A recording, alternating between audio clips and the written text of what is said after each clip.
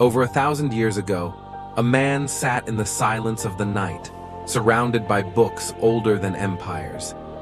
He wasn't a king, nor a prophet, nor a conqueror. He was a thinker, one who believed that the greatest empire was not built on land, but in the human mind. His name was Al-Farabi, the man history would call the second teacher, second only to Aristotle. He believed that reason, virtue, and harmony were the only tools that could rebuild a collapsing world. In an age of chaos, he imagined a civilization led not by greed, but by wisdom. If knowledge was the only path to peace, would you still chase wealth first? Chapter 2. The search for the complete human Al-Farabi was born in 872 CE in the small city of Farab. He traveled through Persia and Damascus, chasing one thing: understanding. To him, knowledge wasn't for arguments, it was for transformation. He studied music, logic, science, and politics, seeking a single truth that united them all. He saw the human being as a universe in miniature, a city of reason, emotion, and desire. And like any city, chaos comes when the wrong part takes the throne. Greater than man becomes complete only when the rational soul rules over the passions. In your own mind, who rules, your reason or your emotion? Chapter 3. The Virtuous City. In his masterpiece, Al-Madina al-Fadila, The Virtuous City, Al-Farabi described a society built on wisdom. Every citizen had a role, and every role had meaning.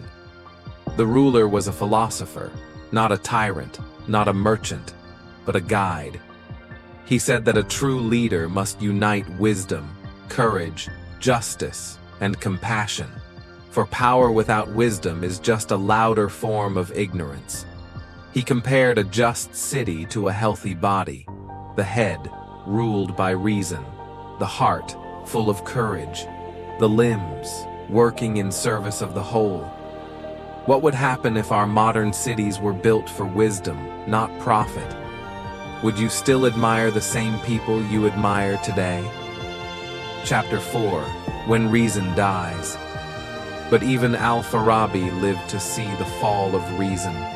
Empires fought over gold, scholars were silenced, and philosophy became a crime of the brave. He realized that the world listens to noise, not to thought. So he chose silence. He believed there was power in stepping away, for when the ignorant rule, the wise must learn invisibility. Greater than when corruption rules, wisdom hides, not out of fear, but out of patience. How many times have you stayed silent, not because you were weak, but because you understood? Chapter 5. The Music of the Soul. Few remember that Al-Farabi was also a musician. He believed the human soul was an instrument that could be tuned through virtue. To him, music wasn't entertainment. It was therapy for the spirit. He said that when harmony enters the heart, wisdom awakens. And when dissonance dominates, the mind becomes restless. In one story, it's said he played melodies that made people laugh, cry, and sleep, not by magic, but by understanding the soul's rhythm. He believed that inner peace is not silence, it's harmony between reason and emotion. If your soul were an instrument, what key would it play in? Are you in tune with yourself, or just surviving noise? Chapter 6. The Philosopher of Action. Al-Farabi wasn't a dreamer lost in theory. He was practical. He taught that thought without action is vanity, and action without thought is blindness. He believed every human has a duty to use their mind as a mirror reflecting divine wisdom into the world. He said that happiness is not pleasure, but self-completion.